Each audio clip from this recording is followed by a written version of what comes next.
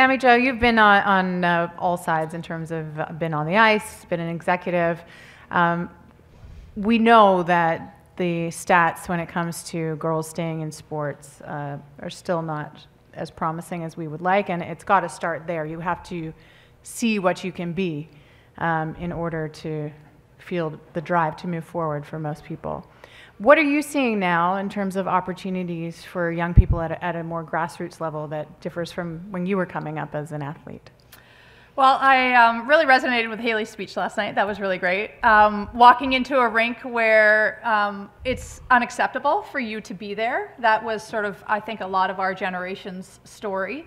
And to walk into a rink nowadays and for a girl with a ponytail or a girl with a short bowl cut to walk in and it be totally normalized, that's really exciting to see. So I think what is out there is there are now women that have played the sport that are coaching, that are executives, that are running amazing foundations. There are women that are involved that have been there the whole time. I know that when I was going through it, my mom never had the opportunity to play a sport. So who knows what that whole generation of women would have been capable of. And they were our support network, and it's those people's shoulders that we now stand on. Mm-hmm. And I think it's really important to acknowledge that history and to know how far we've come. Mayor Hazel McCallion is 97, I want to say, former mayor of Mississauga, and she played professional hockey in Montreal in the 40s.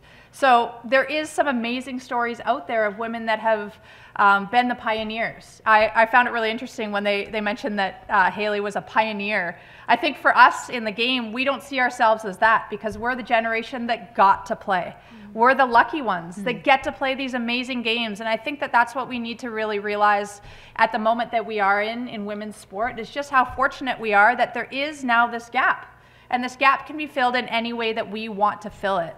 And I think we need to forge forth together, filling this gap in the way that is the best for all citizens in this country and very inclusive. I think what I see in women's hockey right now is a diversity of people coming into the game with different voices, and I think it's really important that all of those voices be heard so that we know what we want in the future. I think that that's what's really exciting about where the game is, and we shouldn't focus on the negative about what we don't have, but focus on all those positive things that we have moving forward and what we can create together.